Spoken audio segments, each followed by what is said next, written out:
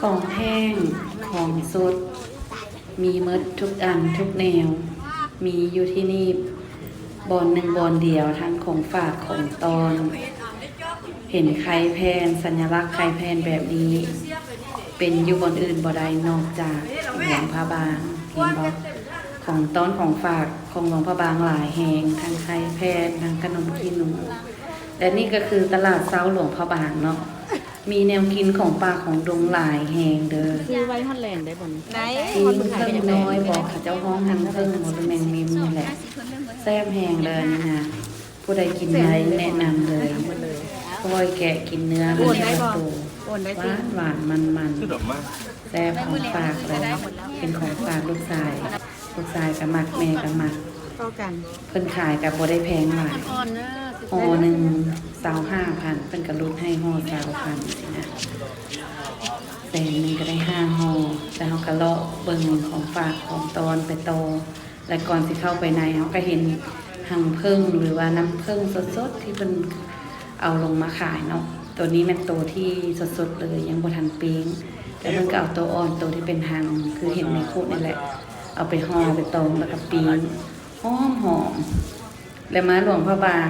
ครัวขับปุ้นก็เป็นอีกอันหนึ่งที่ต้องได้ชิมต้องได้ลองเนาะเพราะว่าสลายแล้วสิเห็นขายอยู่แต่หลวงพระบางดอกเลาะไปก็มีทั้งมะข้อปลาแห้งผักสดอีหยังต่างๆพ่อแม่พี่น้องชาวค้าขายเพิ่นก็มาวางขายตามเกินจังซี่เลยเพราะว่าในนี่ก็จะบ่มีรถจากรถถีบหรือว่าอีหยังมาเข้ามาขี่อยู่ในนี้เนาะมันจะเป็นตลาดสดนี่จะมีแต่ผู้คนที่มาขายเครื่องแล้วก็มาซื้อเครื่องเลาะยางซื้อจะมีไทยบ้านไทยเมืองเพื่อนมาซื้อของอยู่ของกินไปเฮ็ดอยู่เฮ็ดกินสะอ่อนนะผักสดๆหน่อไม้สดๆของกินสดๆหลายแห่งอยู่หลวงพระบางนี่นะบ่ได้มีแต่ของป่าของดงเด้อเครื่องอาหารทั่วไปคืออยู่ในเมืองเฮาก็มีคือพวกอาหารทะเลบ่พวกร้านขายเครื่องย่อยบ่อีหยังก็มีหมดนะแต่ว่ามักมาเลาะตลาดเช้านี่มันได้กินอันที่ว่าสดๆมาจากเขตนอกแท้ๆมันมีหลายแนวให้เฮาเลือกกินเนาะแล้วก็มาซื้อของต้นแจวบอกแจวบองขนมขี้หนูอีหยังต่างๆแล้วก็มีซีนแห้งเป็นซีนงัวซีนควายนั่นแหละแจวกับมีหลายแจวแห้งแจวบองหลวงพระบางก็มีแบบโบเผ็ดหลายเนาะเด็กน้อยก็กินได้กับแจวน้ำผักแจวมักแคนมีหลายแจวนะแล้วก็เครื่องปลาของลุงก็หลายแห่งที่ว่าเพิ่นเอามาขายบางอันก็บ่เคยเห็นเนาะมีมักไม้ตามฤดูกาลบ้านเฮาอีกแล้วก็มีเพิ่นขายเครื่องทั่วไปนั่นแหละ ตลาดสด แล้วก็ย่างเข้ามาฮอดแถวโซนที่ว่าขายเครื่องฝากมีให้เลือกหลายร้านเลย แต่ว่าก่อนสิเลือกหั่นเฮาก็สิไปเลาะอยู่เลาะกินก่อนเพราะว่ามาตลาดเช้าหลวงพระบางนะเฮาต้องมาซีมอาหารหลวงพระบางเนาะก็คือข้าวซอย และทั้งหลังที่ถ่ายวิดีโออยู่นี้ย่างไปอันนั้นมันสิมีอันปิ้งซีนควายกับปิ้งปลาโจกเด้อแซ่บๆผู้ใดที่ว่าบ่มักเส้นก็ย่างไปซื้อปิ้งซีนปิ้งปลามากินกับข้าวเหนียวร้อนจำแจ่วแซ่บๆไปเลยและอันนี้ก็เป็นกระเป๋าสารหรือว่ากระเป๋าที่ว่าเพิ่นเซลด้วยมือหรือว่ากระเป๋าสำเร็จมาจากโรงงานก็มีเพิ่นก็มาขายอยู่นี่เนาะเป็นของที่ระลึกผู้ใดมากก็จับจองซื้อซอยไปเลยส่วนเฮาแม่นมานี่ล่ะมาหานของตอนนี้มาเบิ่งแจวเบิ่งไข่เหยืองเอาไว้ตอนลูกตอนเตาเพราะว่าเด็กน้อยมากกินเพิ่นว่าสาลายพุ่นเด้สาลายหลวงพระบางได้แล้วก็ขนมเนาะขาดบ่ได้เฮ็ดทอดเฮ็ด